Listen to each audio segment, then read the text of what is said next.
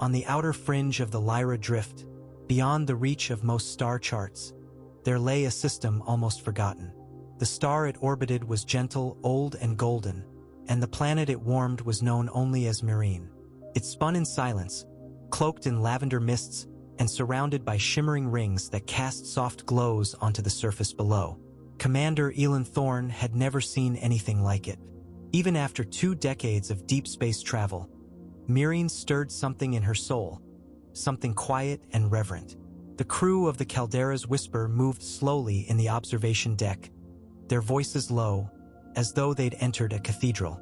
The planet was covered in bioluminescent forests that pulsed with life, luminous rivers that coiled like glowing veins, and floating landmasses that drifted slowly through the upper atmosphere. Above them, a soft aurora rippled, sometimes green, sometimes violet, never still. As Elin brought the ship down through the planet's atmosphere, the clouds parted like curtains. The descent was gentle. Miraen did not resist them. It welcomed them. They landed near a glimmering lake that reflected the twin moons above like a mirror. The grass shimmered in blues and silvers, and strange willowy trees bent slightly toward them, as if bowing. The air was warm and breathable. There were no cities, no ruins, only untouched nature. And yet, everyone felt it immediately. A presence. Something ancient was watching them, not with malice but with deep, abiding interest. They set up camp that night beneath a tall canopy of glowing vines. Moths the size of sparrows flitted by, their wings scattering golden dust. No one spoke of the strange dreams they had that night, but every crew member woke with a word on their lips. Ivalen. Elin didn't know what it meant, but as she looked out over the sleeping lake, the name felt right, like it belonged here. The next morning, mist clung low over the water, curling around the ankles of the crew as they stirred from their tents. Elin stood quietly beside the lake, watching a school of translucent fish swim just beneath the surface, glowing gently in the still water.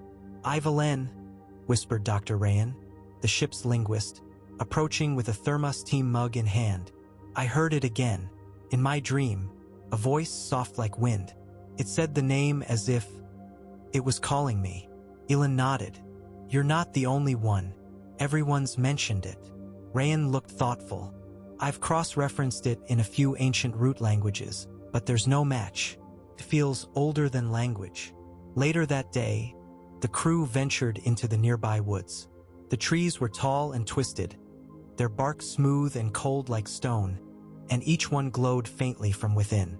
The ground was soft with moss that responded to footsteps, dimming where trodden, then slowly regaining its light. There was no sign of wildlife, none that they could see, but the forest was never silent. A low hum echoed gently through the trees.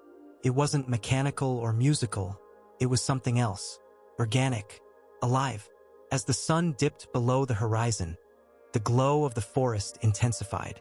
The vines overhead flickered with bioluminescent patterns that pulsed in time with the hum, almost like a heartbeat.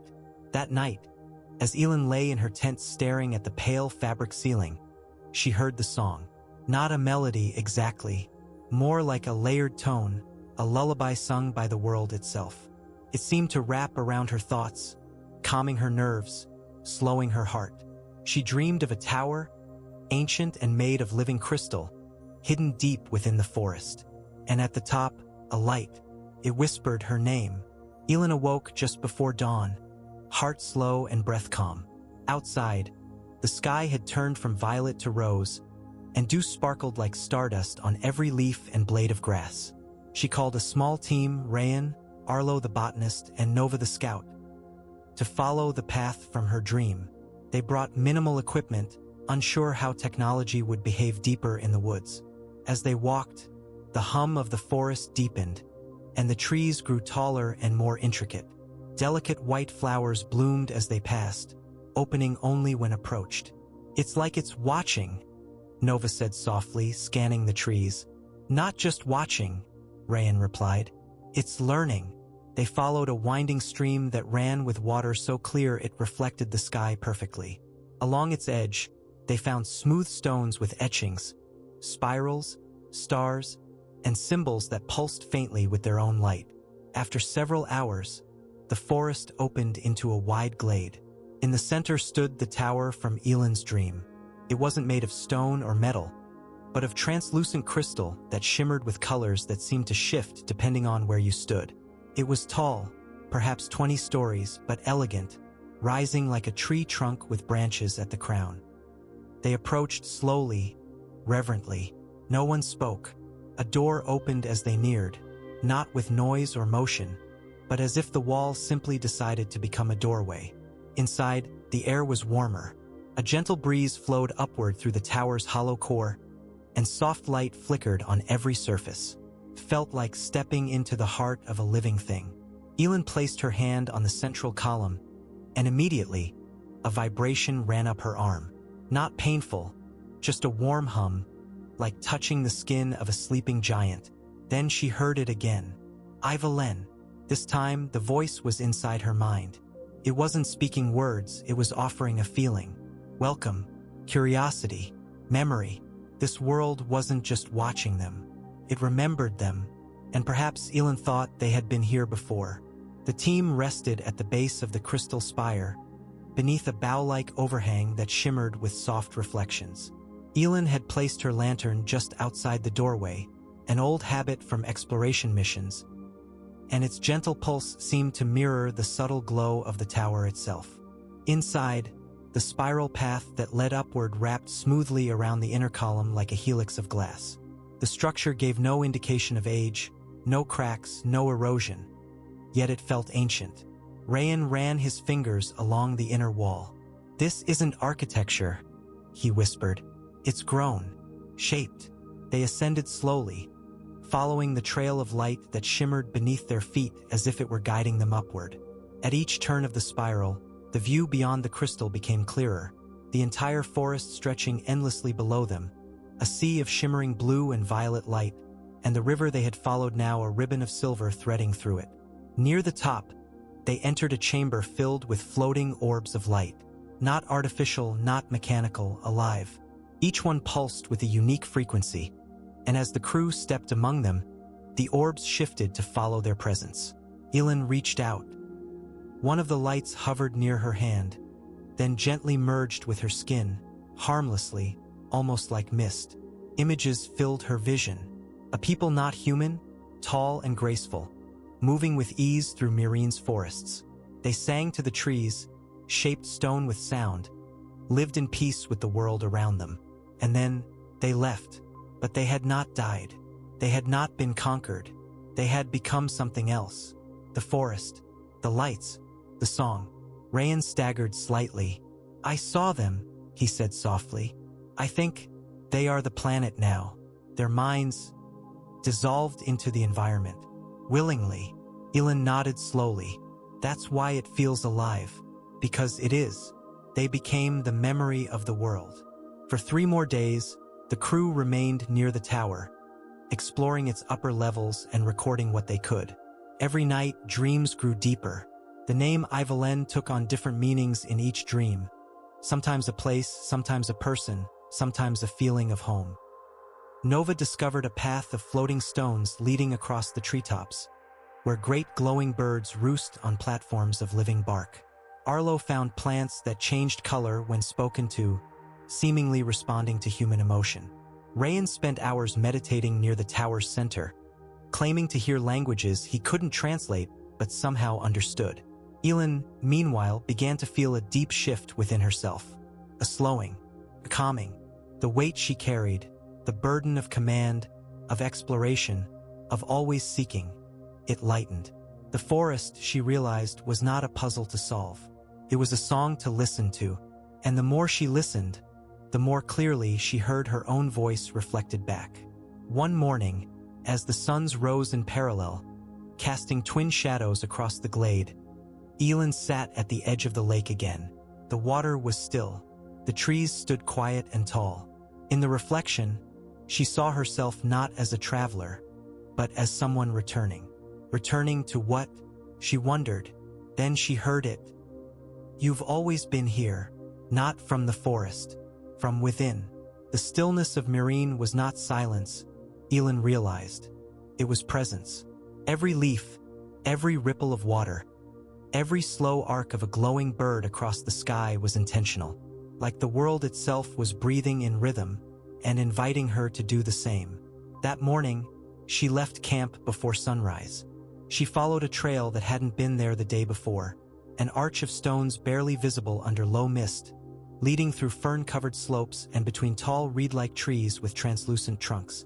Their insides glowed faintly with internal strands of golden fluid, like veins carrying light instead of blood. She came to a ledge above the forest, where the trees parted to reveal a second lake, smaller, higher, nestled in a bowl of smooth rock. The surface was like glass. No wind touched it. No insectster. The reflection was so perfect, Elin felt as though she were looking at a second sky. She knelt and for a moment just listened. From below the surface came a low hum. Not just a sound, it carried depth, texture, memory. She closed her eyes, and when she opened them again, the lake was no longer a reflection of the forest. It was a reflection of her dreams. She saw her childhood watching stars through a frost-blurred window. She saw her first flight through orbit, the thrill of weightlessness. She saw her ship, Caldera's Whisper, cradled in its hangar like a sleeping animal. But deeper still, she saw herself, standing alone in a ring of glowing stones, bathed in the light of Miraen's twin moons. She held nothing in her hands, only peace. And then, a whisper, "You are remembered, not for great deeds or discoveries, but simply for being." Elin returned to camp at twilight. The crew greeted her without questions. They had changed too. The forest had shaped something within each of them, gently without force. Their minds were quieter, their steps slower, their eyes a little softer. That evening, a glow rose in the sky, ribbons of soft blue and lavender that danced across the stars. Not the usual aurora, something new. The tower in the distance pulsed with the same rhythm, as did the moss on the ground, the trees, even the water in their flasks. Everything had harmonized. Miraen spoke at last. "It's syncing with us, all of us, not controlling, just aligning." Nova looked upward. "Do we leave?" Elin was silent for a long time. Then, "We return, but not empty." They left offerings at the base of the tower, small objects from Earth and other planets visited. A child's drawing, a broken navigation pendant, a dried blossom from Luna's night gardens.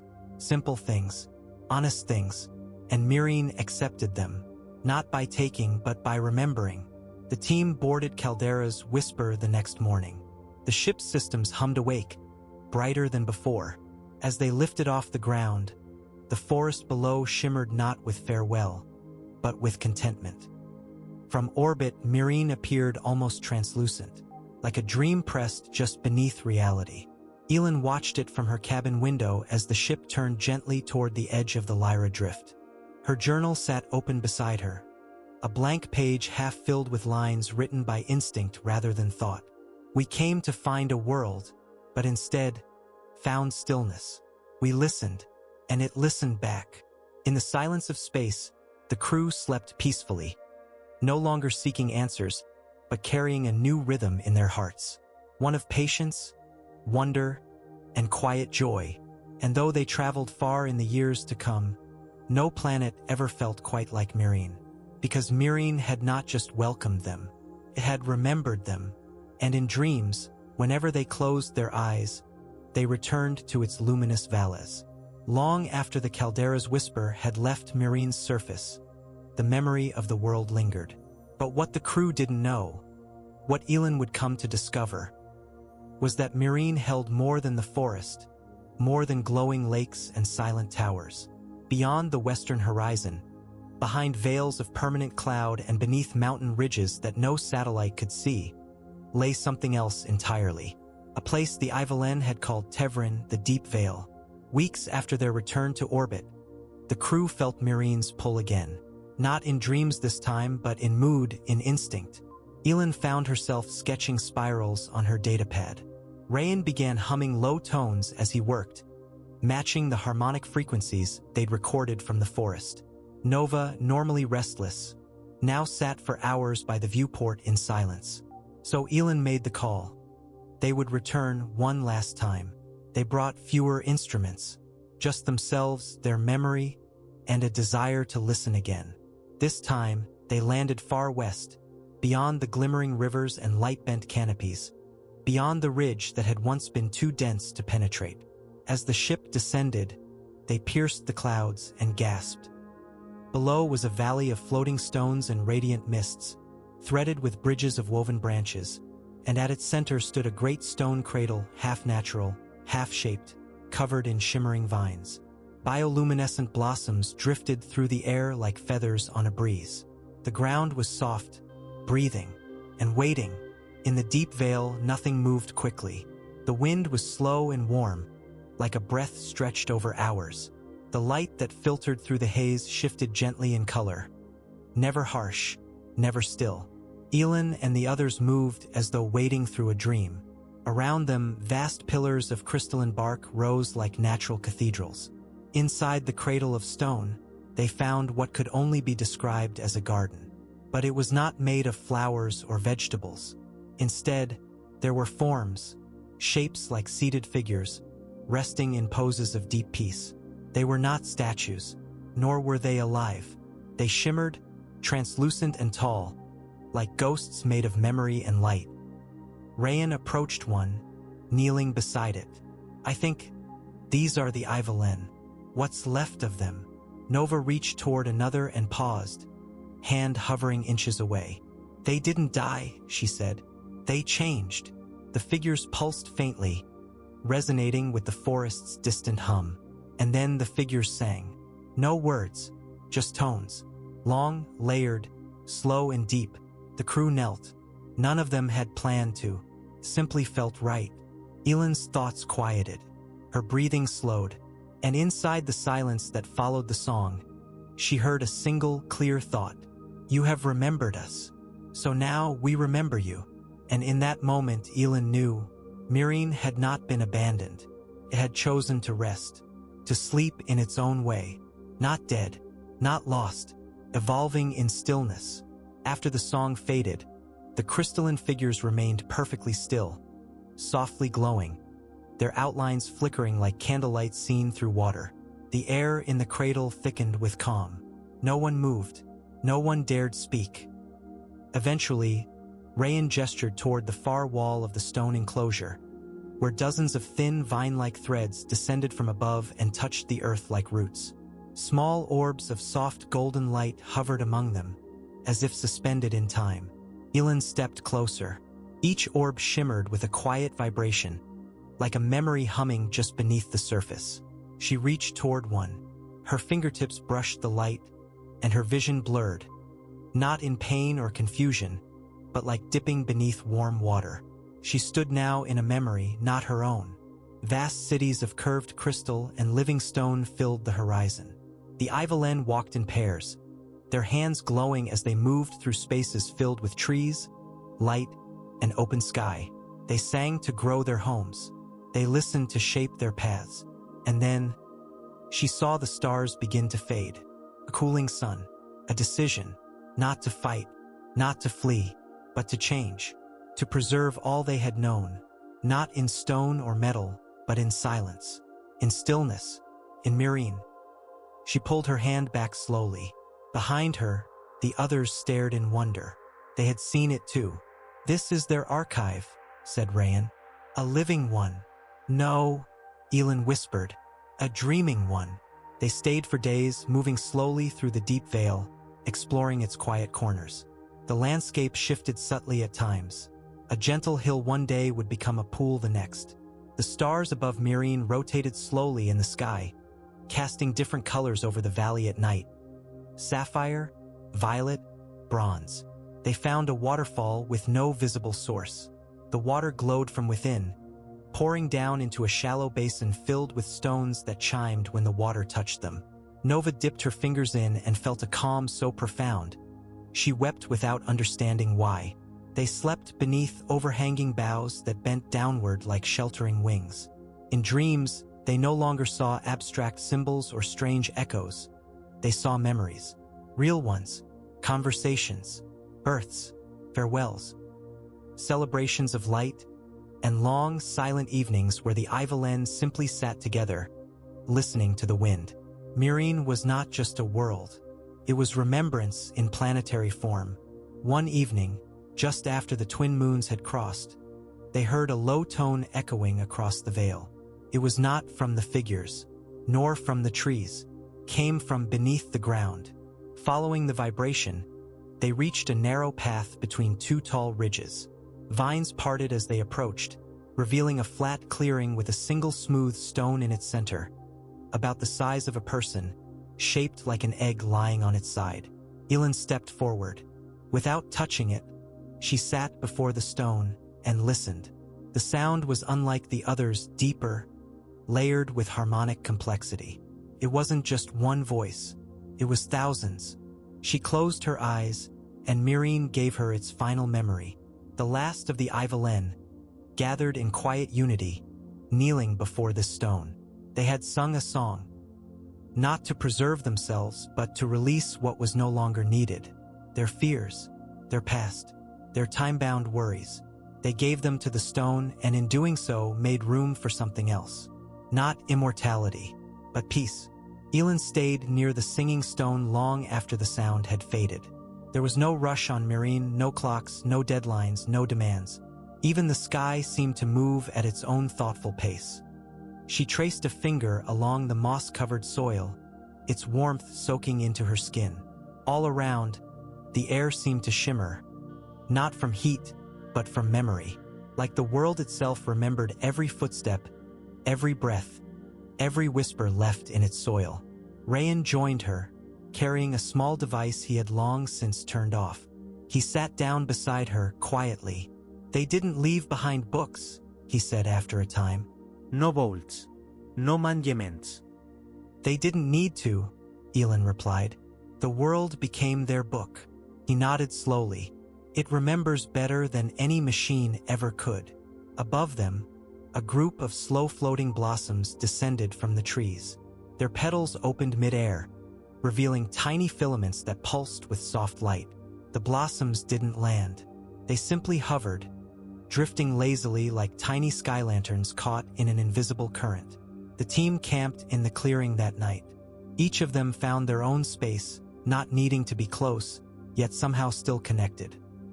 The stars above Miraen twinkled in unfamiliar constellations, yet they felt more comforting than the ones they had grown up with. The moons traced a gentle arc, casting wide shadows over the trees and cliffs. In the darkness, the stone hummed again, but quietly now, a lullaby made for the soil.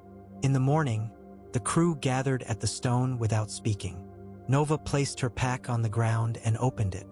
One by one, she removed objects from her travels.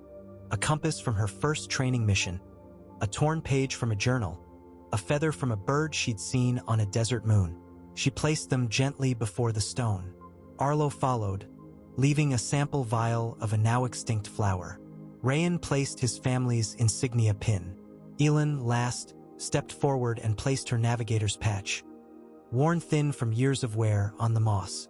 The stone pulsed faintly in response, not as a signal of acceptance, but as a quiet acknowledgement. They weren't giving things up. They were being witnessed. That was Miraen's greatest gift. It did not demand change. It did not require transformation.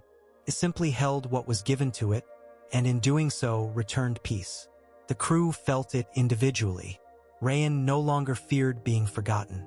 Nova no longer needed to prove her worth. Elin no longer searched for a home. They had found it, not in a place to stay, but in a world that listened. Their final day in the Vale was the quietest. They walked beneath violet canopies where the leaves moved as if stirred by thought. The air smelled of earth and wind and something faintly sweet, like old paper and spring rain. When they returned to the cradle, the crystalline figures were still there, unchanged. But the orbs of memory had grown dimmer, not from fading but from rest. The world was settling again, returning to its long sleep. Rayan touched the tower one last time. "Will we remember this when we leave?" Elin smiled softly. "We won't forget. Not here." She placed a hand over her heart. "And not here." They boarded Caldera's whisper in silence. As they rose above Miraen, the forest below shimmered, just once, as if the entire world had exhaled in farewell. From orbit, Miraen looked smaller now, not because it was distant, but because it no longer needed to call out. It had been heard. Weeks passed. The Caldera's whisper sailed quietly between systems, avoiding busy lanes and loud stations. The crew moved slowly, not from fatigue, but from reverence. Something had shifted deep within each of them, like a bell that once rang loudly now replaced by a softer, truer tone. Elin often sat in the observation lounge, watching the distant glimmer of Miraen grow fainter behind them. She didn't speak of it often. She didn't need to. Sometimes the others would join her. They didn't talk much either. Silence had become their shared language.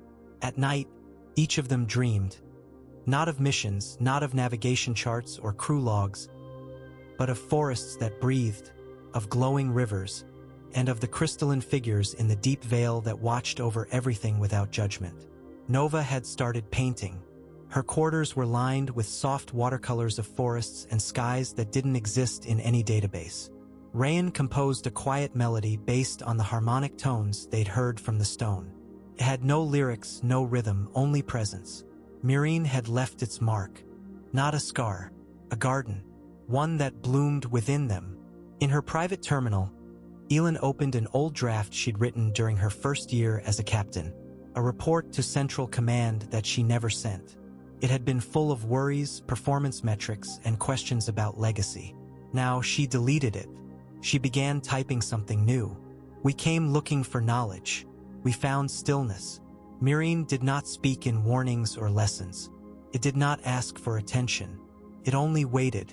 And when we listened, really listened, it gave us the one thing no chart or archive can contain: peace without condition. She saved it but didn't transmit it. It wasn't a message for command. It was for herself. That night, they each awoke at the same time. They stepped into the corridor silently, drawn toward the observation window. Outside, space glimmered as always, but something shimmered within it. A flicker of silver-blue light that pulsed, just once, like a breath. No transmission. No signal, just presence. The exact same rhythm as the singing stone. Elin placed her palm on the glass. "They're still listening," she whispered. Miraen smiled softly. "And now so are we." Years passed. Other missions came and went. Planets were mapped, stations built, discoveries made. But Miraen remained unclaimed, uncatalogued, unchanged. The skies turned with twin moons. Its towers stood beneath violet leaves. And in its deep veil, the garden of crystalline memory waited. Not for saviors, not for pilgrims, only for stillness. And if one ever returned, stepping softly beneath the trees, listening with open heart, Miraen would remember and welcome them home.